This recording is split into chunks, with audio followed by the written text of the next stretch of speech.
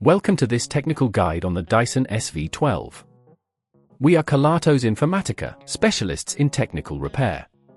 We collect your device from your doorstep, carry out a free diagnosis, and send you a quote before any repair. No phone calls, no trips to the shop. We are based at Calle Joaquín María López 26, Madrid. Convenient, transparent and professional. Link in the description. If your Dyson SV12 is vibrating like mad and barely picking anything up, you're experiencing a common issue that can often be traced back to a failing motor. This can happen due to wear and tear over time, and if left unattended, it could lead to further damage, making your vacuum cleaner unusable.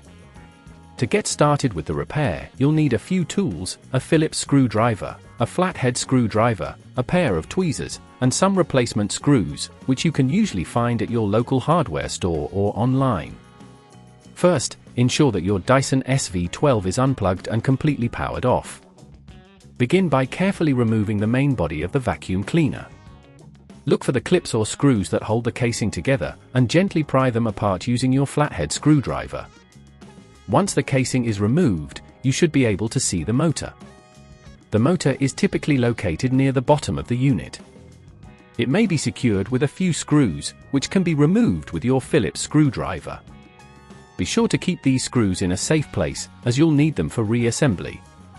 As you locate the motor, take care to note any wires connected to it. You will need to disconnect these cables before you can fully extract the motor. Use your tweezers to gently pull the connectors apart, making sure not to damage any surrounding components. If at this point you feel it's getting too tricky, remember that at Kelatos we collect your device from your door and return it fully repaired.